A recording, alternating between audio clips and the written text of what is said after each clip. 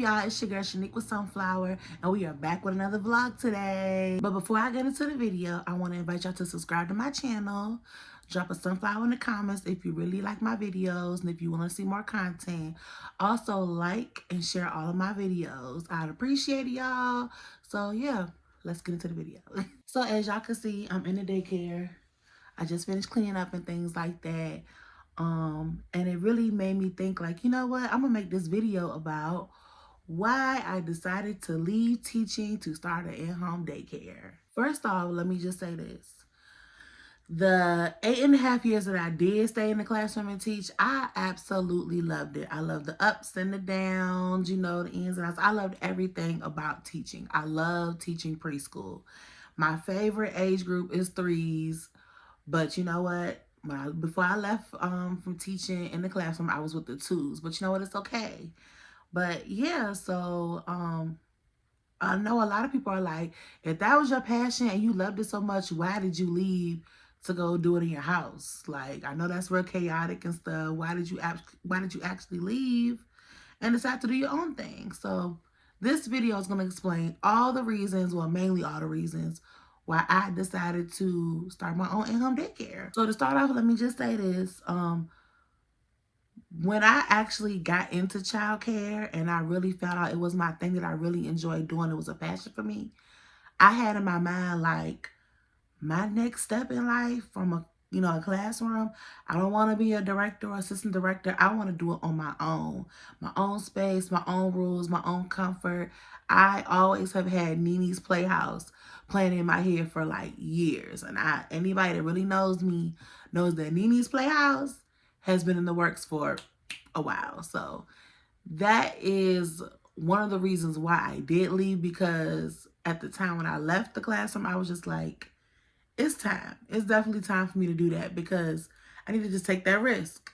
That one risk can set you up for so much success. Like, you have no idea. Another factor for me leaving the classroom was I used to live in Richmond, Virginia. If you're not in Virginia, I used to live in Richmond, Virginia. I was living there for like 6 years, 6 years. And that's really where I started noticing that I really had these feelings of wanting to start my own daycare. So, I couldn't do it in Richmond. It was way too much competition. Not saying like I'm trying to be the best, but I want to be one of the best. So I basically was just like, Richmond is not it. I can't do it here. If you know Richmond, you already know how it gets over there, how they get down over there. So I was just like, you know what? I don't think I really want to start my business in the city. Like, I need to be thinking a smaller area where what I'm trying to do is in a high demand. So that's when I thought about, you know what? I should move to the country or something like that, because they don't have many daycare centers. They might have one or two, but they don't really have that many to service the community. So I was just like, you know what? I'm gonna move to Farmville. My fiance had family down here. His mother and them live down here. And I'm actually from Buckingham County. I graduated from Buckingham County. And I was like, I'm real familiar with the area. So I might as well just go on over there and move and just start my own thing. I knew a lot of people. I knew people who were really looking for childcare. And when I actually mentioned doing my own in-home daycare center, a lot of people were like, oh man, I wish you were here. So you come here, you can teach my kid, you can keep my kid for me, I trust you. I see you all the time on your Facebook and your Instagram and stuff, how you interact with the children in your class. I love it. And that's what really boosted me to be like, you know what, I'm going back towards where home is. And a lot of people would say, moving from your hometown is really a big step. That's where you really can gain all your success and stuff like that. But you know what? Sometimes that's not always the case. You know what I'm saying? When I decided to move back to Farmville, I decided to move to Farmville. I didn't live here before. I actually would just visit a lot. But when I actually decided to move to Farmville, I was just like, you know what? I don't really care, because at the end of the day, moving away from my hometown, yeah, it did help me prosper. I gained a lot more knowledge, a lot more experience in different daycare centers. I got to deal with a lot of different kids from different backgrounds, and that really helped me get to the point where I am now. So that actually was a big help. It did set me up for a little bit, but it was nothing compared to when I decided to move to Farmville and actually do the daycare. So that was another thing. But since I moved to Farmville, I was like, you know what? I don't want to keep traveling to Richmond. I hate to commute. I hate driving. If you know me, you know I hate driving. So when I did first move to Farmville, I was still working in Richmond. And I was like, you know what? I can't keep getting up extra early in the morning. I'm not much of a morning person. I really just need to do this on my own. So what do you think I did? Voila. Started Nini's Playhouse. And that's what it was. Another reason why I decided to leave the classroom is because I know I hear a lot of us educators say this, but the pay is so low. Like for us to be such an important part of society, like in the community and stuff, we are such low paid people. Like it's ridiculous. And you would think like the work that we do and as much time and effort, blood, sweat, and tears we put into this profession that we would get paid for it. No, it's not even like that. And the thing is, like, a lot of times when you're in the classroom, you are not always provided with the proper materials and things that you need to go forward with your lessons or whatever you're doing in your classroom. So a lot of times you got to come out of pocket and really make things the way you want it to be. You got to go that extra mile and spend that extra money to go get the proper arts and craft materials that you need for your next project. Because sometimes your directors, your assistant directors, principals, whoever, they just don't do it for you. They expect you to do it all on your own. They throw you in a classroom with a bunch of kids and like, well, there you go, your time to shine. So that's another reason why I left, because I was like, I'm not paid enough to keep spending my hard-earned money on things that my director should be doing for me instead. I got real fed up with that. So I just stopped buying stuff, kept going to the director. If you're not going to get it for me, it just won't get got. So that was one reason why I left too. I remember one daycare job that I left. When I told them I was leaving, they were like, you know, why are you leaving? Because one thing about it, not to brag or to my own horn, but I'm very good at what I do. I've always been good at what I do because I'm so dedicated to it. I'm really good when it comes to kids. So it's like every job I've been at, they knew how good I was, and that's why they wanted me to stay. That's why they wanted to hire me and stuff like that.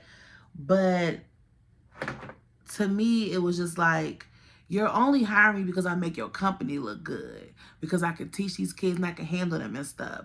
So I remember one time, like when I had told one of my directors I was leaving, um, they was having a conversation with me and they was like, hey, I'm so upset that you're leaving. You're such a good teacher. You do such good work with these kids and stuff.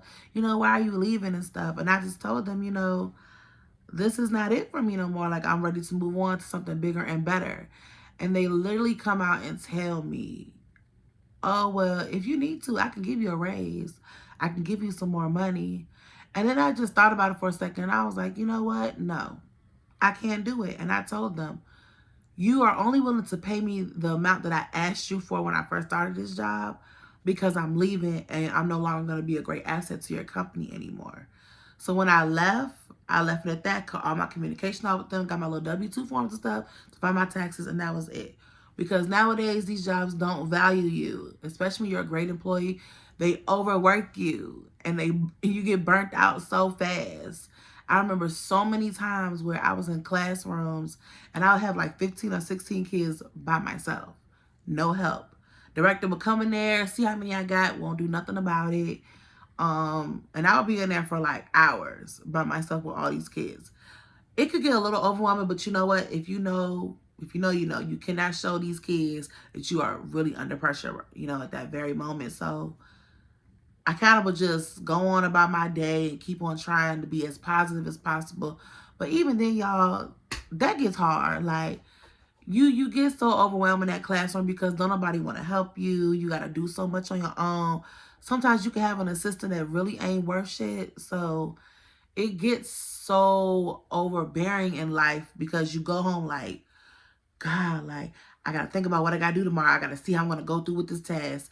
And then a lot of times with these people, especially with the pandemic, y'all, the pandemic messed up everything. Like, the pandemic messed up the whole school system. It messed up these kids' teaching abilities and stuff. It was just crazy because, to be honest with y'all, the virtual was not it for these kids. These children need hands-on learning. They need to be in a classroom doing it. And like COVID just messed up everything. And I will say our educational system really got screwed when COVID hit. So yeah. Yeah, when COVID hit, a lot of these places became very, very understaffed. And even after like things started getting better as the pandemic went on and places started getting, more staff. I'm not going to say fully staffed, but they got more staff on board and stuff.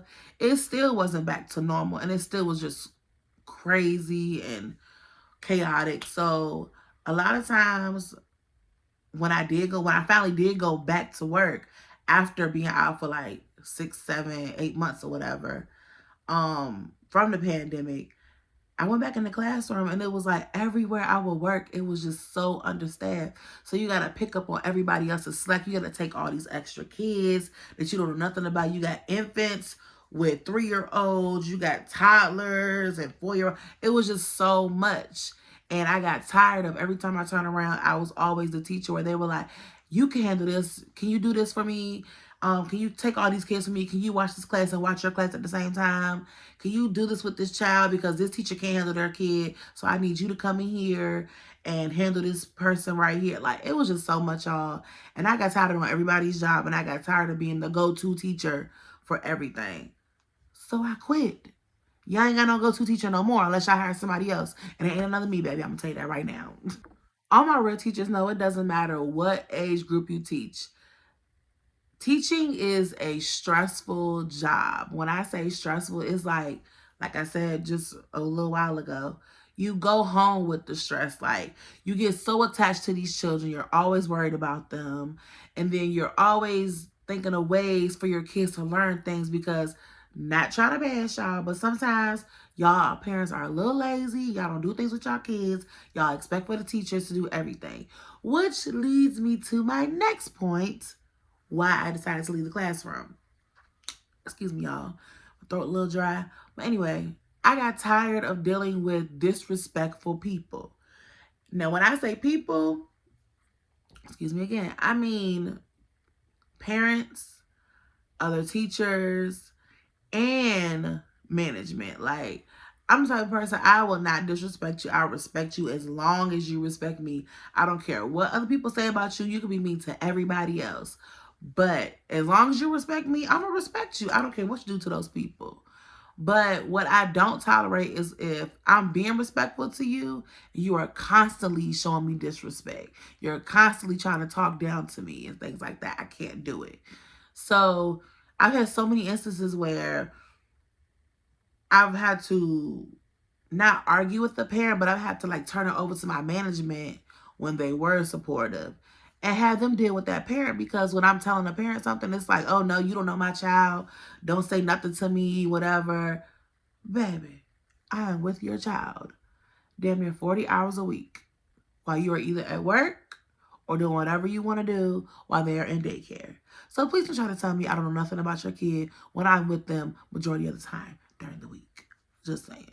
Anyway, so I've had times where I've had to talk to these parents like, look, your kid's ready for a cup now.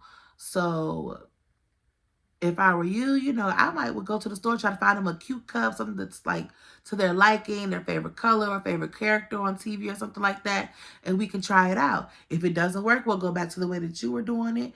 But let's just try this now because I'm noticing that they're doing such and such here, which is giving me signs that they are ready for a cup instead of a bottle or whatever. I've had parents tell me, no, they are not ready for that. This is not what I wanted you to do. You just need to. I don't need to work in no classroom, baby. If you working down the street in McDonald's, because you don't know how to do my job, you can't tell me how to do my job. So I got tired of these disrespectful parents who don't want to support you and don't want to work with their children to help you out. I've had children hit me, spit on me, bite me and everything. When you tell their parents, it's like, oh, it's funny. It's not funny for your kids to be disrespectful. And a lot of y'all be trying to say, oh, I'm breaking these generational curses, but your kid is so disrespectful. Kids being disrespectful is not breaking a generational curse. I do believe in children speaking their mind, no doubt. And I do believe in giving them that open room to do so. But there is also a system in your house that you need to run to. You need to run it like a goddamn, what you call it? What Hitler did with them people. He ran a dictatorship. Yes. Y'all know I'm crazy. Yeah, you need to run your house like a dictatorship sometimes because you must let these children know, I am the adult, you are the child. So some things that I say, you have to go through with it. You have to listen to me. You have to do it because it's for your own good. But you have these kids nowadays, if they don't want to do something, they're not going to do it. And if you tell the parents that, they're being defiant, that's just them. That's okay. They don't have to do this. But you come to bring them to school every morning and they're not even listening to you. They're kicking, screaming, punching, and biting you. And you're like, you're sick and tired of it. You're just quick to drop them off because they're acting crazy. But you're always looking at me like, oh, you don't know what you're doing with my kid. But I can control your kid better than you. So that's another reason why I was like, you know what, I'm over this. When I say your coworkers and stuff, daycare, schools, all that, number one place for drama is because you work with mainly females in a daycare setting. You work with mainly females, drama, they always got something going with them. I don't like drama. I barely like females. I only got like 2 friends and they my family. So I couldn't do that. And management sometimes is not supportive. You have to deal with things on your own. They will let you look stupid in front of those parents and they will not take up for you when you were right. So that really just had me like, I'm not tolerating this anymore. A lot of these children are so used to having people in their lives who constantly allow them to do them and let them do what they want to do and stuff. So when you're in the classroom, you have to make them do things. It's a whole different ball game for them. They're like, I'm not used to this. I'm definitely not used to this. So then, like I said, when you're talking to a parent about it, they have an issue with you telling their kid what to do. They go to management and you go to management too. Management is always going to side with the parent. They're always going to side with the parent. I'm not going to say all managers, but I've seen it and it's happened to me a few times. They will side with the parent just so they can keep getting the money. And that's another thing, which brings us to my next one. My next reason is because I work for a lot of companies where it's not about the kids. And me being the person I am, the reason why I do this is for the kids. I love children. I love to see them progress. I want to help them reach those milestones that they need to be reaching. I want to help them grow into young and smart and bright individuals. Like, I work for companies where they will feed them crazy stuff, will barely feed them at all. They will let the kids come in there sick. They will let them come in there with rashes, all kind of stuff. Yeah, these places are just all about the money. And I always tell people when you put your kids in daycare, be careful where you put them. Stick around for like the first week or so, first week or two. Stick around a little bit, pop up every now and then, and really see what goes on in these daycares because you do have some evil people working in these settings and they don't deserve to be there. And nowadays, these jobs are so desperate to fill these open spots, they will hire anybody so they can be fully staffed. And they will make it look like, oh, we're the best daycare in America, but y'all got some bullshit with y'all. So be careful where you send your children to. Coming from an experienced daycare provider and worker, please be careful where you send your kids to. When I get some more spots open, you can send them here with me if you're in the Farmville area. But yeah. So anyway, now my last and final reason why I decided to leave the classroom is I'm an introvert and I started getting in my ways where I got tired of getting up early in the morning and going to get in a car to drive to a job. So I was like, I just want to be home a lot. Like, it might seem weird and it might not be the best thing for someone like me, but I don't care. I enjoy being home. I enjoy making my home feel like home for other people. I have more time to clean up. I have more time to do things. And I enjoy it. All in all, I don't regret starting my own in-home daycare. As a matter of fact, the only thing I do regret is not doing it sooner. If I really had the chance to make it, to have done this before now, I would have done so. I was just too scared to step out there and really put myself out there for other people to really notice me. But I'm actually glad I did. And I'm actually glad that I'm growing into that person who's not scared to put themselves out there no more, so I can encourage other people to do the same thing. So if you are watching this and you really are pondering on your next move, do it. Take that risk and do it. It's going to be so worth it. Like, and even if you got to do everything out of pocket like I do now, just do it. I'm not exactly where I want to be right now, but I'm so much further than when I first started in November. And I thank God for that every day. Excuse me. You have no idea how much happier I wake up knowing that I don't have to go to somebody else's building and deal with somebody else's BS. It feels so much better to be able to communicate with other people on a certain level where they support me. And I thank God for my families that I work with.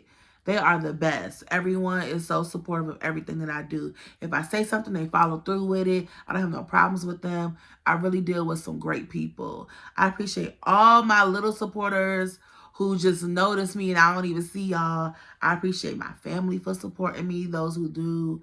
I just appreciate everything that God has blessed me with when it comes to taking care of children, because there is nothing more that I really want to do than this right here. And I'm so glad that I'm finally able to do it the way that I want to do it. So this right here, y'all, is why I decided to leave the classroom and start my own in-home daycare. And like I said before, best decision I ever made besides getting my locks. So yeah. Anyway, this brings us to the end of our video. If you made this far, please drop a sunflower in the comments or something and let me know that you're here and you rocking with me. I'm glad I can give y'all a little info on, some things about daycares and things I've done and want to do or whatever. Like this video, subscribe to my channel, like my business pages. On Instagram, I am Nini's Playhouse Childcare. Facebook, I'm Nini's Playhouse. Those are the only two business pages I have. Anything else, avoid it. Definitely not me. I will drop my socials in the description box. And like I said, y'all, I appreciate y'all viewing me. This video did not drop on the 3rd, like I said in my last video it was supposed to. But it will be dropping at least by the 10th. So give me until March 10th. It could be before. But anyway, you're watching it now. That's all that matters. So yeah, like I said, like my videos, share them, put your sunflowers in the comments, subscribe to my channel. And yeah, listen to your heart and always do what's best for you. And that was the main concept of this video. Listen to your heart and do what's best for you. I'm going to say it one more time for those in the back who did not hear me. Listen to your heart and do what's best for you. I promise you, if you listen to your heart instead of your mind, you'll make it better. Because sometimes the heart knows things that the mind does not. So don't let your mind play tricks on you. Do what's best for you. Love y'all.